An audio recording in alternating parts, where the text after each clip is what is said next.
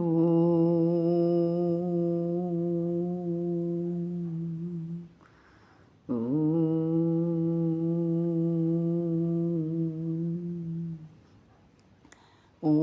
सहनाववतु सहनौ भुनक्तु सह वीर्यं करवावहै तेजस्विनावधीतमस्तु मा विद्विषावहै।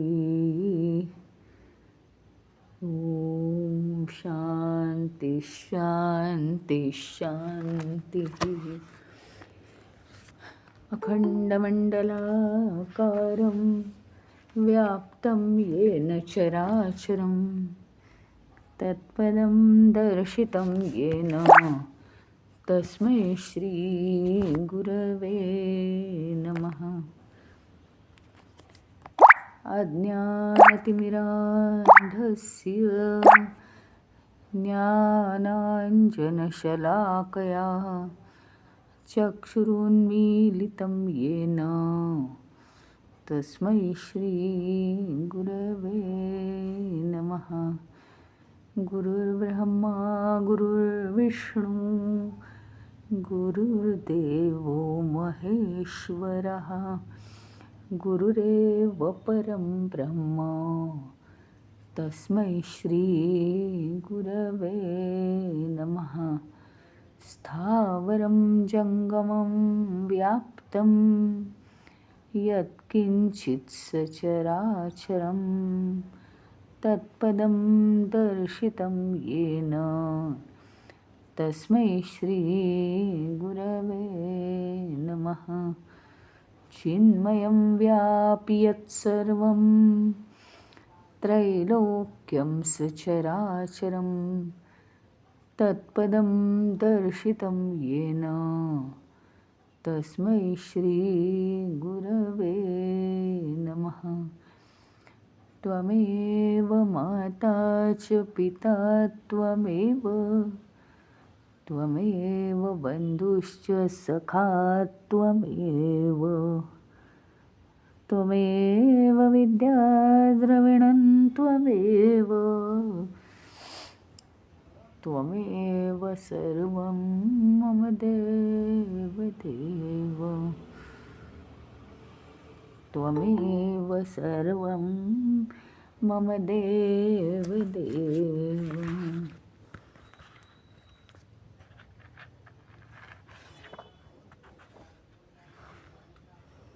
आपण बघितलं होतं की आत्मतत्व हे शरीराच्या आत आहे, शरीराच्या बाहेर आहे। याचा अर्थ आम्ही फक्त शरीराला जाणतो म्हणून शरीराची भाषा केली, बाकी काही नाही।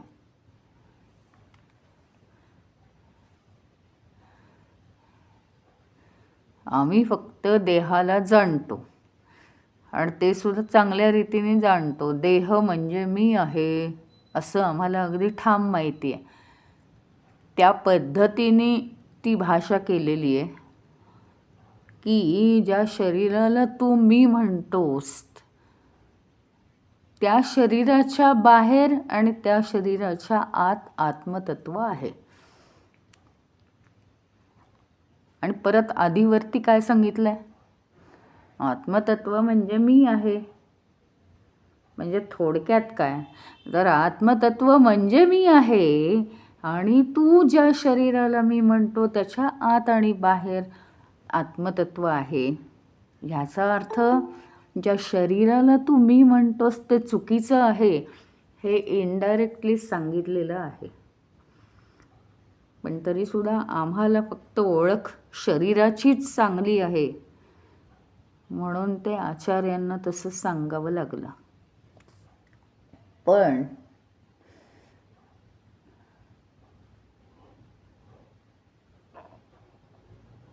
एवढं सांगून आपल्याला जागं केल्यानंतर पुढच्या श्लोकामध्ये ते डायरेक्ट काय म्हणतात? स्वात्मानं शृणु मूर्खं त्वं श्रुत्या युक्त्या च पूरुषं देहातीतं सदाकारं सुदुर्दर्शं भवादृशैः स्व आत्मानं. स्वतःचा आत्मा हा कसा आहे? शृणू म्हणजे नीट ऐक मूर्खा. मूर्ख म्हटलेलं आहे कारण तुला मी वारंवार सांगतो आहे की तू म्हणजे देह नाहीस. आचार्य आपल्या मनातलं ओळखतात. इतकं सगळं सांगूनसुद्धा मनातली जी दृढनिष्ठा आहे की देह म्हणजेच मी, ती कल्पना आमची जात नाही आहे. म्हणून ते म्हणतात, अरे मूर्खा, आता तू ऐक.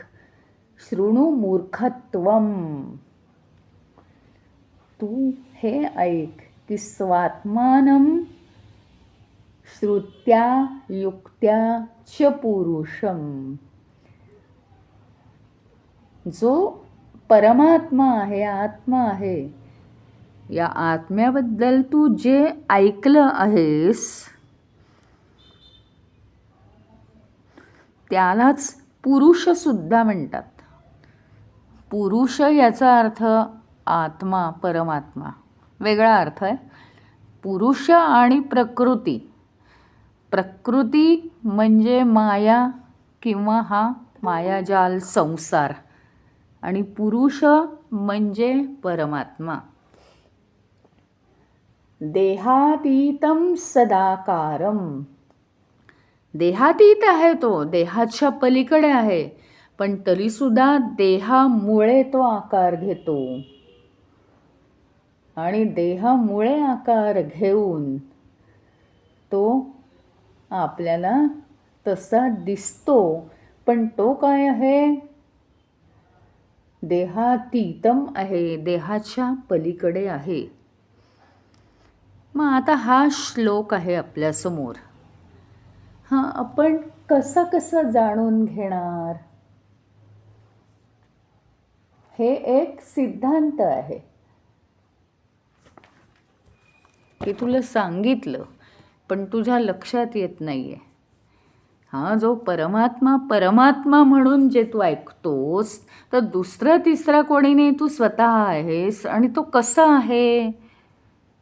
त्याला पुरुष असंही म्हणतात. त्याला पुरुष स्त्री हा नाही आहे प्रकार. तर परमात्मा हा संपूर्ण विश्व चालवतो म्हणून तो पुरुष. आणि विश्व किंवा संसार किंवा माया म्हणजे प्रकृती. तर हा परमात्मा कसा आहे? पुरुष म्हणून सुद्धा तो ओळखला जातो. आणि देहामुळे त्याला जरी आकार प्राप्त झाला असला तरी देहामुळे आकार प्राप्त झाला आहे, पण तो स्वतः काय आहे? देहातीत आहे.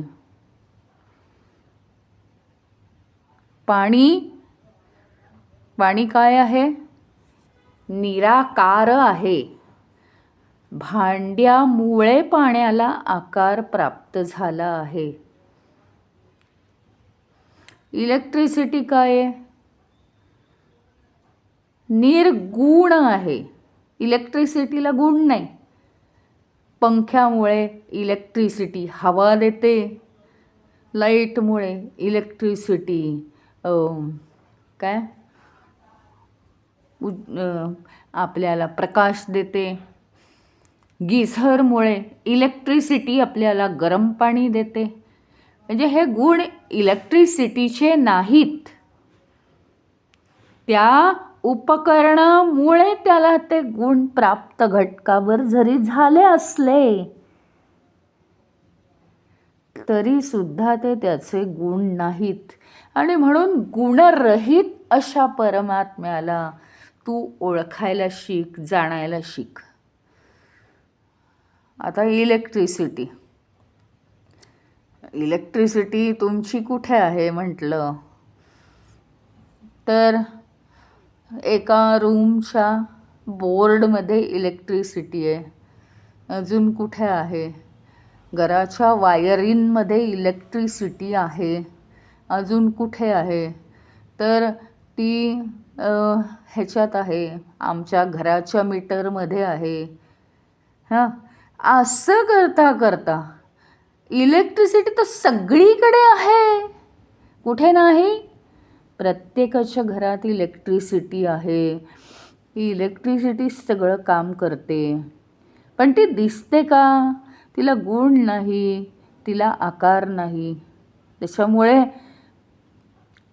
देहामुळे जरी वाटत असलं की सगुण साकार झालंय ते आत्मतत्व, तरी ते तसं होत नाही.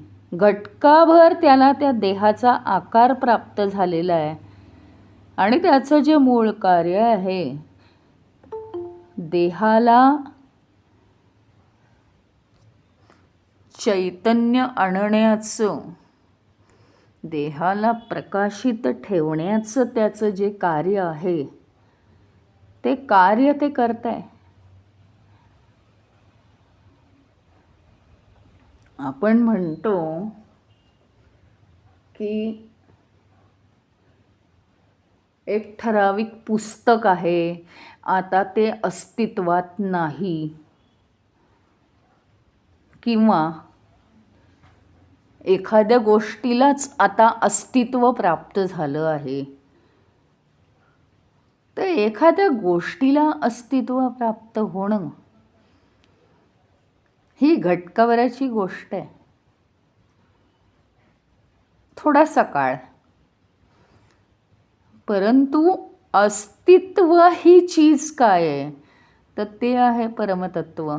प्रत्येक गोष्टीला अस्तित्व निर्माण करून देतं ते. प्रत्येक गोष्टीला ते अस्तित्व निर्माण करून देतं.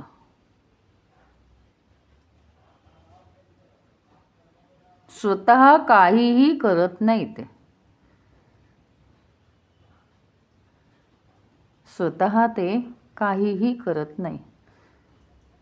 आपण यापूर्वीच्या अभ्यासात म्हटलं एकदा, पण काय आहे की शेवटी आत्मतत्व जाण्यासाठी सुरुवातीला आपल्याला समजेल असे शब्द वापरले गेले प्रत्येक गोष्टीत आत्तापर्यंत.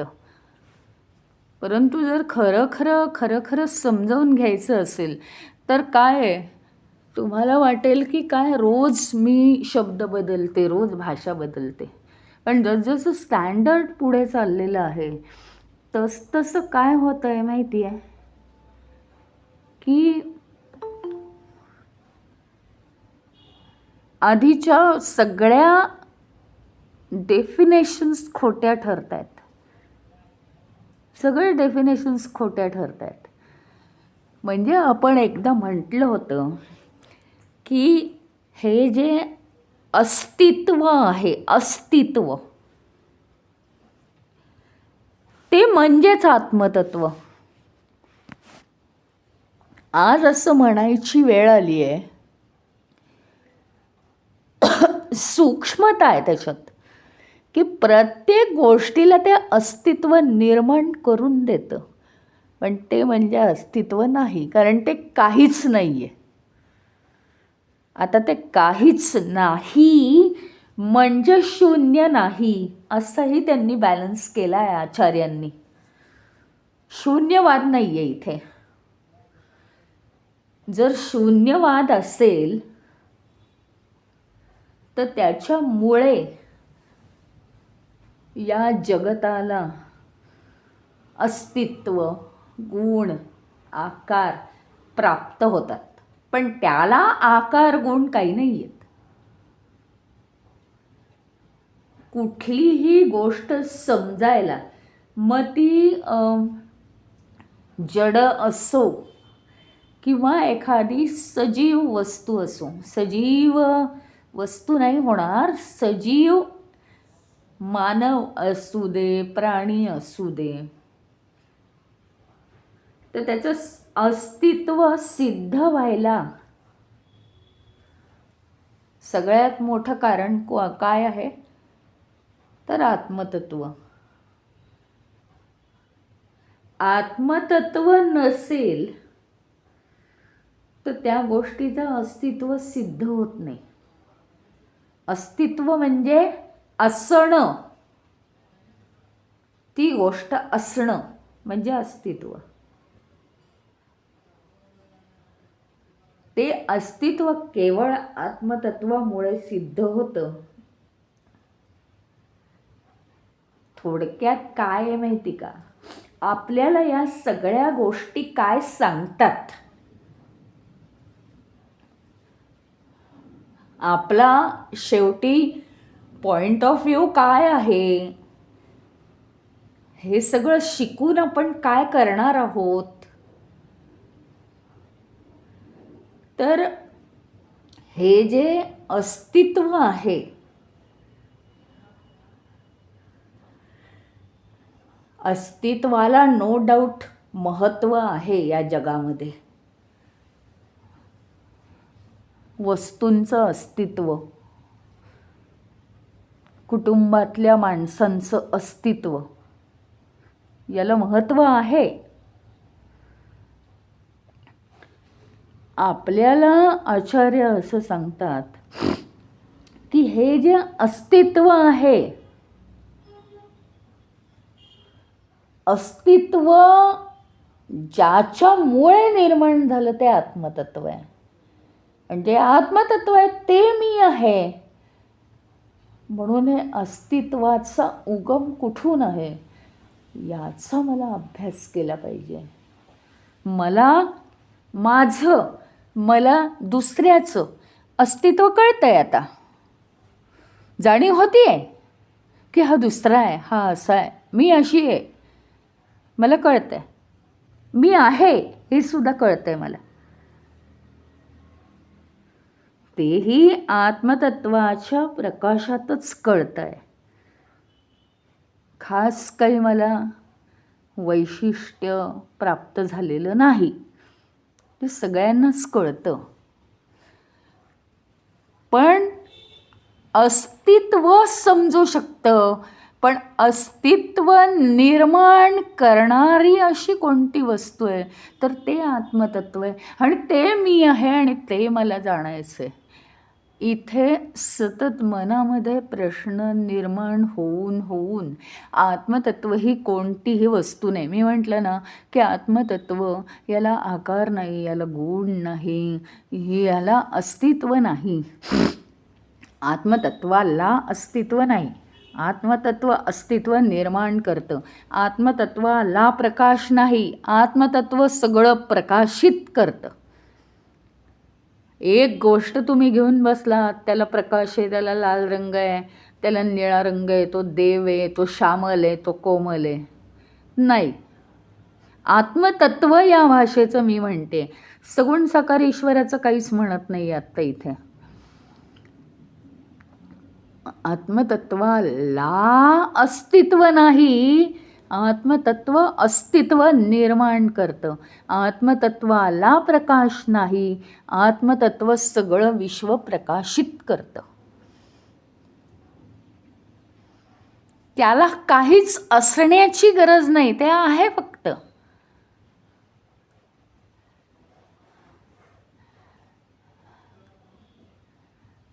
आहे ते फक्त आहे.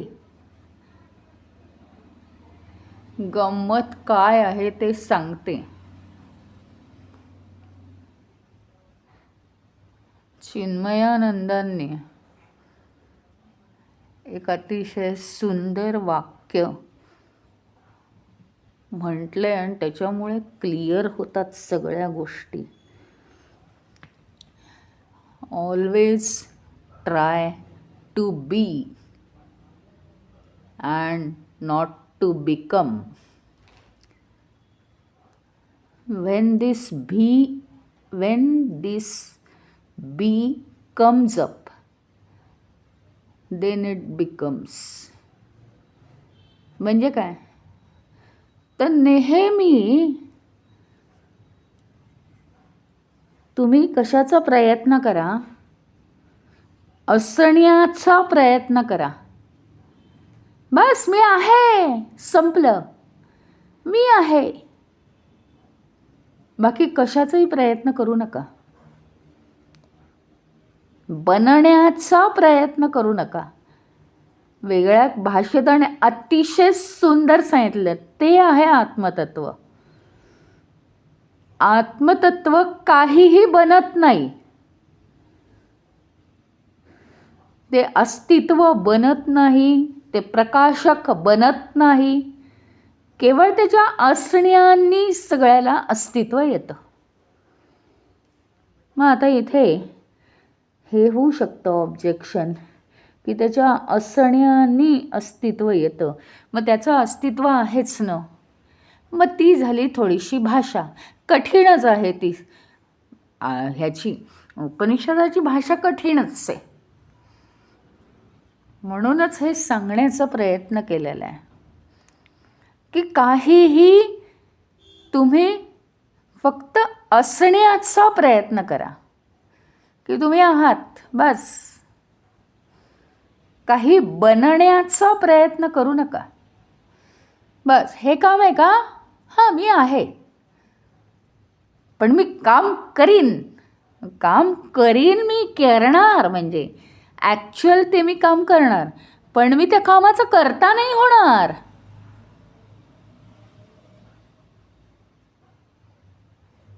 पोलिसांनी त्याची ड्युटी करावी, चोरी पकडून द्यावी, पण हा पोलीस खूप चांगली चोरी पकडून दिली मोठी. आयुष्यभर याला माना.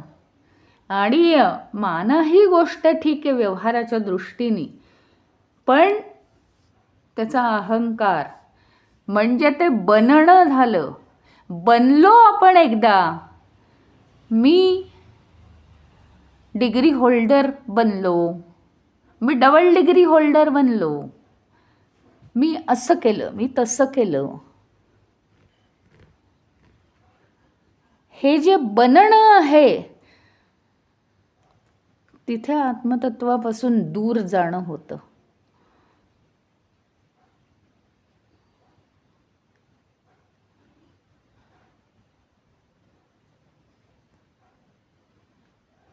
काय आहे माहिती का, एक वाक्य कायम लक्षात ठेवा. हे वाक्य मी स्वतः तयार केलंय.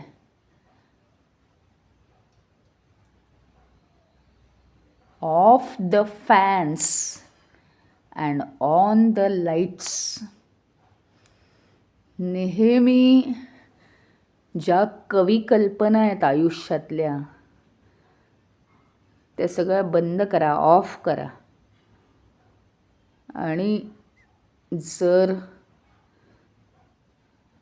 सगळे लाईट्सच फक्त ऑन केले, बुद्धीचे लाईट ऑन केले, तर या सूक्ष्मत्वाने लक्षात येईल. आपण हे अनेक वेळा बोललो आहे, पण अशी जर काही वाक्य कायम लक्षात ठेवली तुम्ही, तर कुठेही आपण मोठा अहंकारी जीव बनणारच नाही. आणि ते जर नाही झालं तर आपण कायम आत्मतत्वाचा शोध घ्यायला यशस्वीच होऊ. कारण काय, अहंकारामुळे जीवनातला ढोबळपणा खूप वाढतो. अहंकार हे आत्मतत्व तर अतिशय सूक्ष्म आहे. ढोबळपणाकडे जास्त आपण जर वळलो तर आत्मतत्व समजणं आपल्याला कठीण होऊन जातं.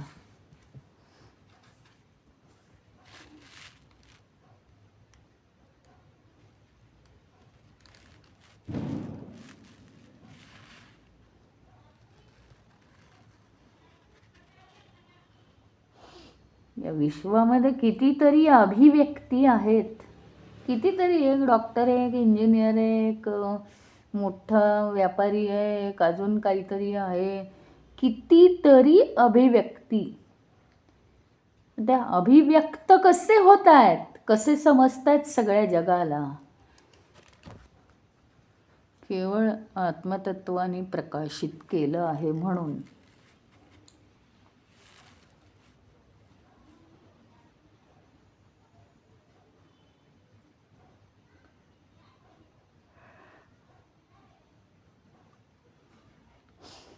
अशा रीतीने कायम सूक्ष्मामध्ये गेलो आणि अहंकार जर सोडला तर आपल्याला आत्मतत्वाची प्रचिती येऊ शकते.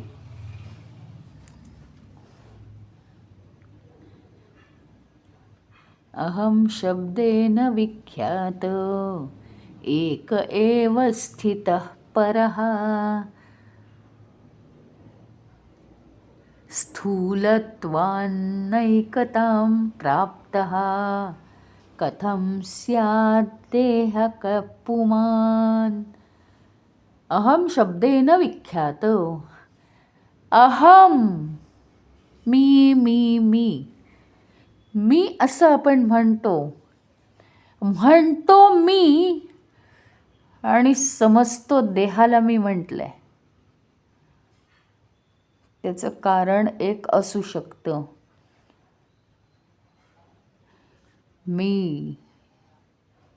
मी असं म्हणून बघा. एक तर आपण आपल्या वाणीचा उपयोग करतो आणि दुसरं म्हणजे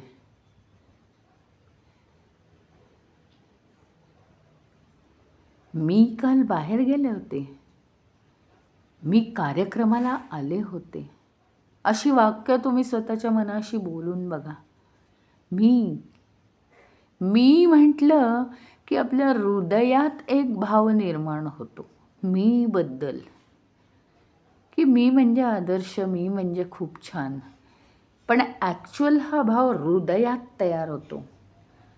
जसा आपण मंदिरामध्ये भगवंताला भेटल्यावर जसा आपल्याला हृदयात भाव येतो, तसं मी म्हटल्यावर भाव येतो हृदयात. पण अहंकार असल्यामुळे आम्ही म्हणतो देहाला मी म्हणतो आम्ही. आणि एकतर देहामध्ये असलेल्या वाणीच्या साह्याने मी म्हणतो म्हणून सुद्धा कदाचित आम्हाला मी म्हणजे देह वाटत असावा.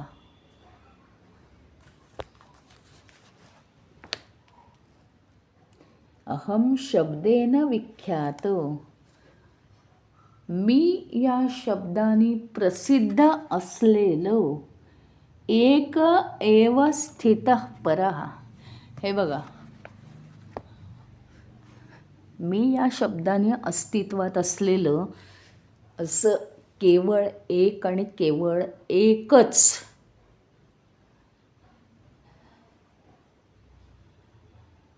आहे, ते म्हणजे आत्मतत्व. परहा, पलीकडे, सगळ्याच्या पलीकडे असलेलं. पण ते कसं आहे? एक एव, एकच, केवळ एक आणि केवळ एकच.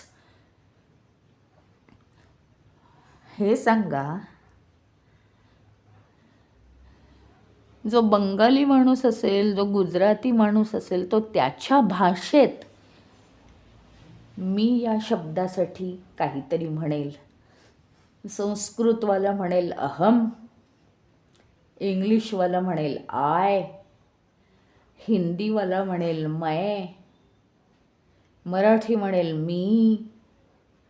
प्रत्येकजण आपापल्या भाषेत मी या शब्दासाठी असलेले शब्द म्हणेल. आयुष्यात आत्तापर्यंत कोणत्या वेगळ्या भाषिकांनी मी या शब्दासाठी तू किंवा तोती ते म्हटलेलं आहे का?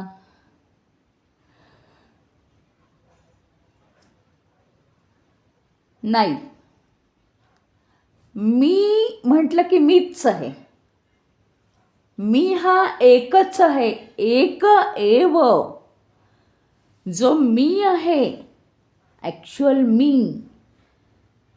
इथे काही देहबिह काही म्हटलेलं नाही आहे. मी, जो ॲक्च्युअल मी आहे तो केवळ एक आणि एकच आहे या जगामध्ये, आणि तो आहे परमतत्व. तो परमतत्व आहे. आणि दुसरी ओळसुद्धा त्याच्याच प्रमाणे महत्त्वाची आहे. स्थूलत्वात अनेकतां प्राप्तः. स्थूलत्व आलं त्या मीला जेव्हा, सूक्ष्मत्व असल्यामुळे तो एकच आत्मतत्व आहे. पण जेव्हा त्याला स्थूलत्व प्राप्त होतं, स्थूलत्वात अनैकतां प्राप्तम, त्याला अनेकता प्राप्त होते. स्थूल शरीराला मी म्हटल्यामुळे मग खूप शरीर आहेत. कथम स्याद देहकः पुमान. मग सांगा बरं की हा शरीर, देह, हा आत्मतत्व कसा असू शकेल? जे आत्मतत्व अतिसूक्ष्म, आणि आत्मतत्व हे मी आहे म्हणून परमेश्वरानेच अशी रचना केली आहे की मी म्हणायचं म्हणजे आत्मतत्वाची आठवण झाली पाहिजे. आम्हाला मी म्हटलं की शरीराचीच आठवण होते. ही परमेश्वराची रचना आहे की मी आत्मतत्व आहे, आणि मी म्हटल्यावर सर्व व्यापी मी आहे, सूक्ष्म मी आहे, असं फीलिंग आम्हाला यायला पाहिजे. पण त्याच मी या आमच्या शब्दांनी स्थूलत्व प्राप्त केलं की मी म्हणून आम्ही देहाला म्हणायला लागलो, आणि त्या स्थूलत्वामुळे एका आत्मतत्वाचं अनेकात रूपांतर झालं. त्याला म्हणायचं देह. मग हे अनेक देह हे एक असलेलं आत्मतत्व कसं असू शकतील?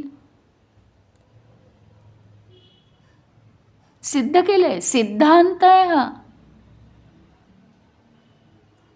आत्मतत्व जर एकच आहे, प्रत्येकाला त्याच्या साठी शब्द दिलाय मी, आणि स्वतःतल्या सूक्ष्म असं मी जाणायचं आहे. पण केवळ आमची बुद्धी स्थूल झाल्यामुळे आम्ही मी हा शब्द दुसऱ्या गोष्टीला वापरायला सुरुवात केली. देहाला मी म्हणायला लागलो, आणि मग ज्या मीला आम्ही बदललं ते अनेक मी आहेत. देह अनेक आहेत. देह आणि आत्मतत्व ह्याच्यात फरक काय आहे? सूक्ष्म असलेला जो मी आहे ते आत्मतत्व आहे, आणि प्रत्येकजण मी मी मी मी मी म्हणतो.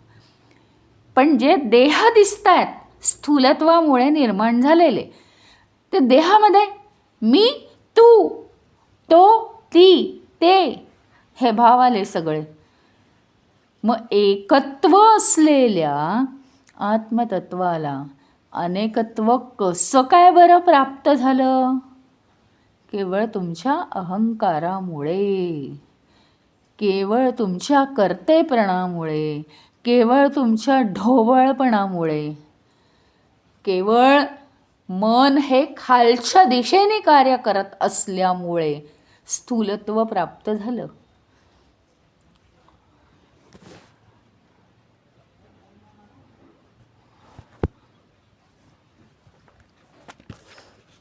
अतिशय सुंदर सुंदर समजावलेलं आहे.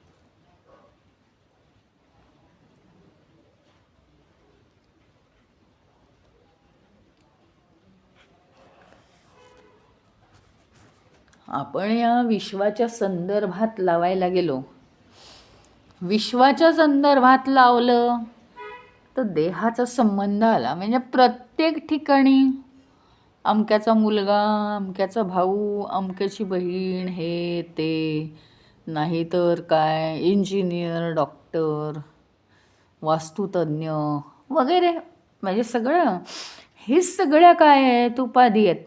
पण नुसतं मी हा शब्द वापरला आणि नेमकी आपल्याला काय असते माहिती का, नुसतं मी म्हणून भागत नाही. आपल्याला हीच खोच असते. हा कोण, हा कुठल्या गावाहून आला, हा काय करतो, हा असं करतो, मग का बरं असं मोठेपणा मिरवतो, मग त्याच्याकडे असं काय आहे, काय करतो, हे सगळं असतं आपल्याला. केवळ मी या शब्दावर आपलं कोणाशीच समाधान होत नाही. त्याचं कारण आपण भरकटलेलो आहोत. आपल्याला रिलेशन्स लागतात, कोणाचा कोण आहे वगैरे. आणि ते काय आहे तर त्या उपाधी आहेत. केवळ मी असणं एवढंच आत्मतत्व होण्यासाठी पुरेसं आहे.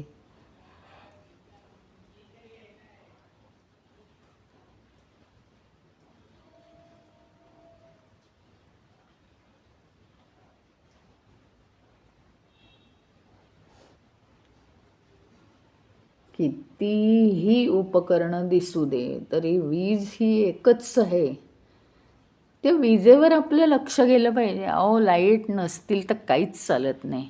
गीझर नाही, फॅन नाही, मिक्सर नाही, काहीच चालत नाही ना. मग त्या विजेवर आपलं लक्ष असतं की नाही, ओ लाईट गेली आहे. तसं माणसाच्या गुणांवर लक्ष का आहे, आत्मतत्वावर लक्ष पाहिजे. आत्मतत्व आहे तेवढं इनफ आहे, बास, मला बाकी काही नको. आत्मतत्व आहे.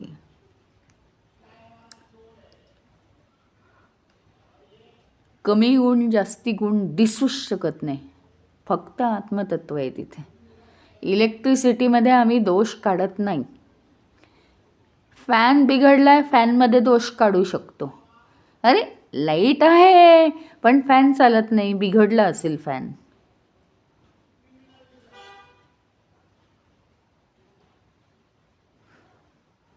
उपकरण खराब असू शकतं, उपकरणाशी आम्हाला काही देणं घेणं नाही. आत्मतत्व आहेच ना प्रत्येकामध्ये. आणि ह्याच्यामध्ये ना आमच्या जीवनाचा खूप वेळ वाया जातो. कुणाचं काय आहे, कुणाकडे आपल्यापेक्षा काय जास्त आहे, कुणाकडे आपल्यापेक्षा काय कमी आहे.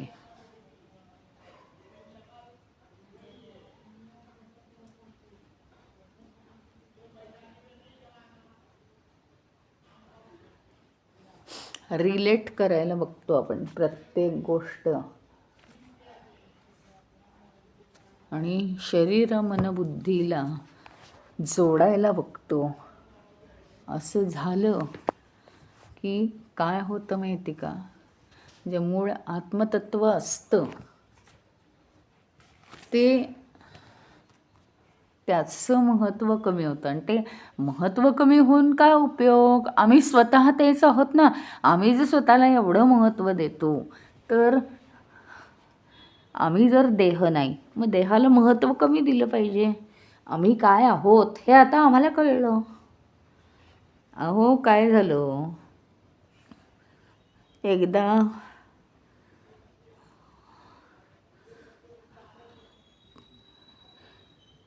इयत्ता 9वीमध्ये एका शाळेत एका विद्यार्थ्याने प्रवेश घेतला. त्याच्या असं लक्षात आलं, त्या शाळेत जर्मनशिवाय भाषा नाही. नवीन प्रवेश घेतला, नवीन गावाहून आला आहे, आणि नाईलाजाने जर्मन घेतलं. काही केल्या जमेना, आधीचा काहीच बेस नाही ना. आणि काही दिवसांनी लक्षात आलं,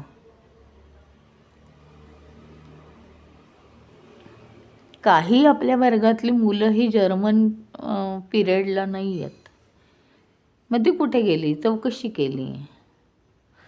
मग त्यांनी हिंदी घेतलं होतं. तेव्हा त्याला कळलं की हिंदी घेतलं. मग त्यांनी हिंदी घेतलं, बदलली भाषा, आणि मग त्याला सोपं गेलं. जन्मभर आम्हाला वाटलं की आम्हाला पेपर द्यायचा आहे.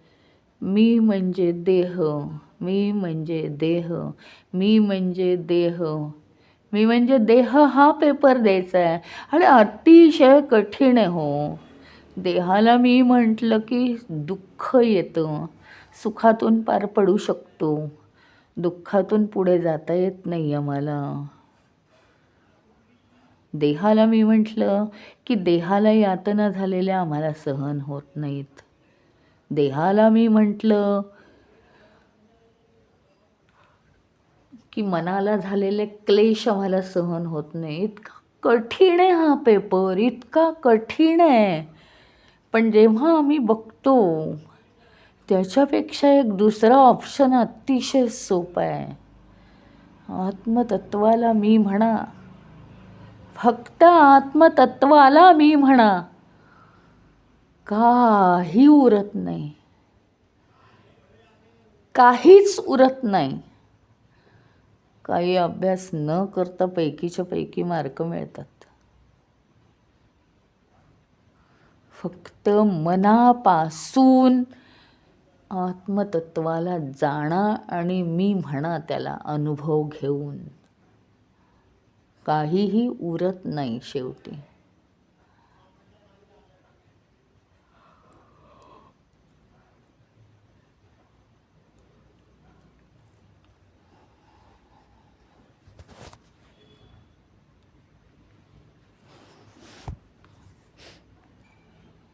थांबूया.